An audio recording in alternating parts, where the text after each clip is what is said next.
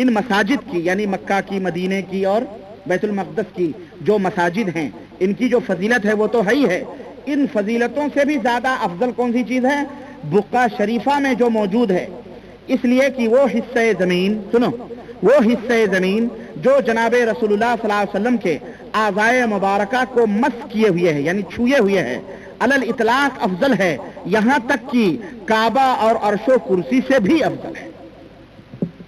یہ اس کی کیا ضرورت ہے تم کو بیان کرنے؟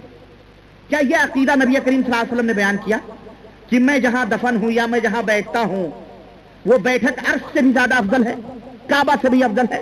کیا صحابہ کرام اس بیچ میں پڑے؟ لیکن دیکھیں یہ وہ لوگ ہیں جو قیاس کے گھوڑے بکٹوٹ کی طرح دوڑاتے ہیں اور جو چاہتے ہیں بیان کرتے ہیں، یہاں تک کہ کعبہ اور اس سے بھی زیادہ افضل ہے یہ، اور اس کے اندر بہت سارے عقائد ہیں، یہ میلاد کے اور کس کے کہ نبی کریم صلی اللہ علیہ وسلم زندہ ہیں، سنتے ہیں، اور وہابیوں کی اور دیوبندیوں کی گالیاں، اور اس کے اندر پورے سب جو ہے دستخط ہیں سب دیوبندی مولویوں کے، یہ پڑھنے کی کتاب ہے، اس کو بھی آپ حضرات پڑھیں۔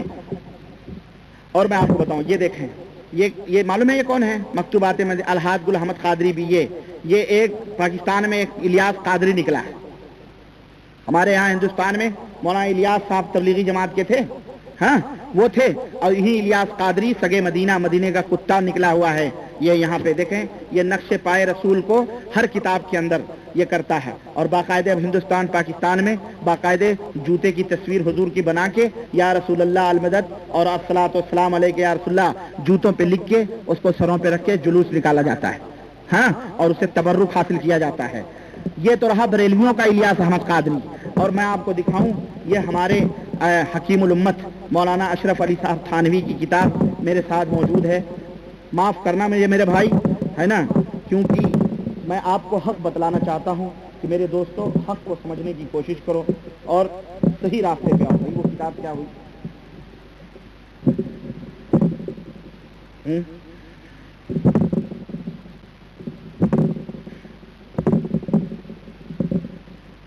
اعمال قرآنی، اس میں ہونا چاہیے لیکن نہیں، یہ دیکھیں اللہ اصلاحی نصاب حکیم الامت مجدد الملت حضرت مولانا شاہ محمد اشرف علی تھانوی، جس کے اندر حیات المسلمین اور پوری کتابیں موجود ہیں۔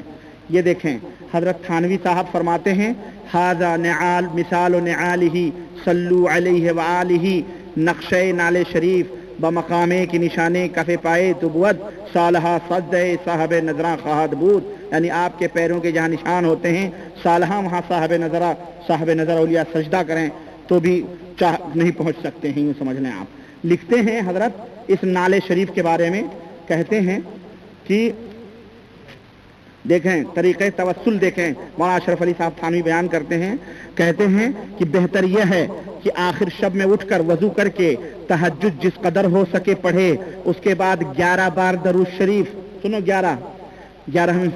11 بار درود شریف، 11 بار کلمہ طیبہ، 11 بار استغفار پڑھ کر اس نقشے کو، کون سے نقشے کو؟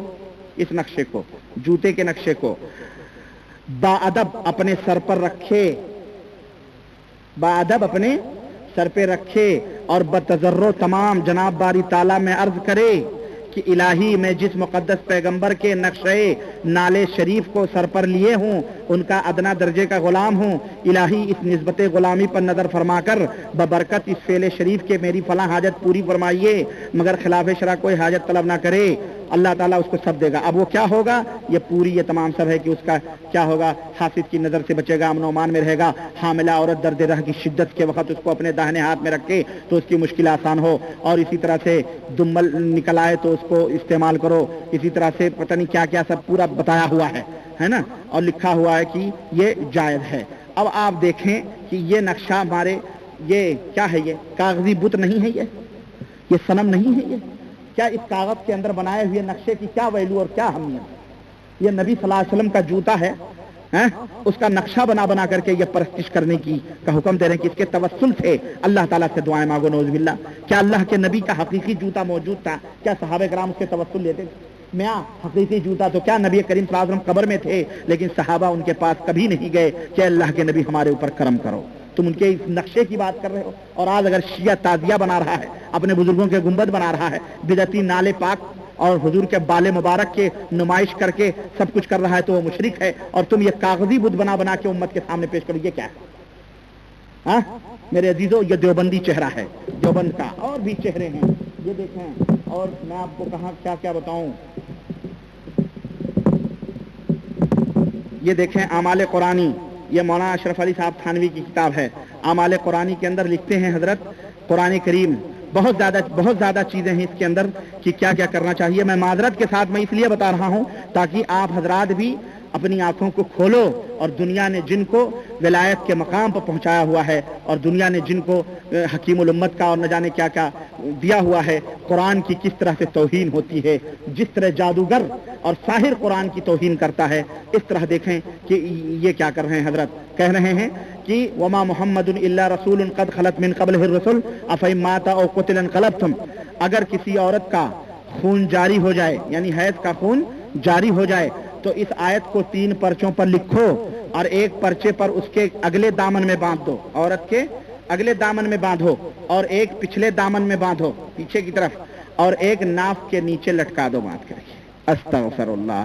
یہ وما محمد الا رسول قد خلت من قبلہ الرسل, اس آیت کو حضرت حکیم الامت کی پڑیا ہے یہ دیوبند کی, وہاں پہ بدھوا رہے ہیں. یہ صفحہ نمبر 134 حصہ دویم, صفحہ نمبر 134 حصہ دویم. اور جسیم بک ڈپو اردو بازار جامع مسجد دلی نمبر 6, سمجھ رہے ہیں. اور سنیں میں آپ کو بتاؤں, یہ جو ہے نا حضرت, یہ دیکھیں یہ معلم الحجاج ہے, یہ معلم الحجاج کتاب ہے. یہ کس کی ہے معلوم ہے؟ ہر کتاب میں گند ہے اللہ کی قسم. حضرت مولانا قاری سعید احمد صاحب مفتی اعظم, کون ہے یہ؟ مفتی اعظم سہارنپور دارالعلوم دیوبند, کتب خانہ اشاعت الاسلام محلہ مفتی سہارنپور.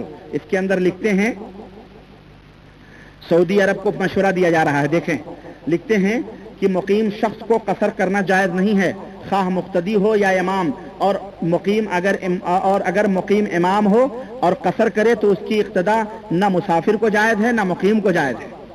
اگر مقیم امام ہو اور قصر کرے تو اس کی اقتداء نہ مسافر کو جائز ہے نہ مقیم کو. اگر امام مقیم قصر کرے گا تو امام اور مقتدی دونوں کی نماز نہیں ہوگی. کہتے ہیں مسئلہ حج کے موقع پر یہ ہوتا نہیں ہے کہ قصر ہوتا ہے مینا کے اندر اور عرفات کے اندر, تو کہتے ہیں کہ وہاں پہ جو امام ہوتے ہیں مکے کے لوگ, وہ امامت کرنے کا حق نہیں رکھتے. کیوں؟ وہ لوگ مقیم ہوتے ہیں اور ان کو قصر نہیں جائز ہے. ہاں تو کیا کہہ رہے ہیں مسئلہ اگر امام مالکی یا حنبلی وغیرہ ہو, اگر امام مالکی اور حنبلی ہو اور مقیم ہو اور قصر کرے, امام اگر مالکی یا حنبلی ہو اور وہ نماز قصر کرے تو حنفی کو اس کی اقتداء جائز نہیں ہے. دیکھ رہے ہیں یہ فرقہ واریت پھیلا رہے ہیں نا, یہ فرقہ واریت حج کرنے لوگ آتے ہیں کہ امت کے اندر تفرقے ڈال رہا ہے. یہ دیوبند کا مفتی اعظم کہہ رہا ہے کہ اقتداء جائز نہیں ہے, جیسا کہ آج کل امام مقیم نماز پڑھتا ہے اور قصر کرتا ہے. ایسی صورت میں حنفیوں کو ان کی پیچھے نماز نہیں پڑھنی چاہیے.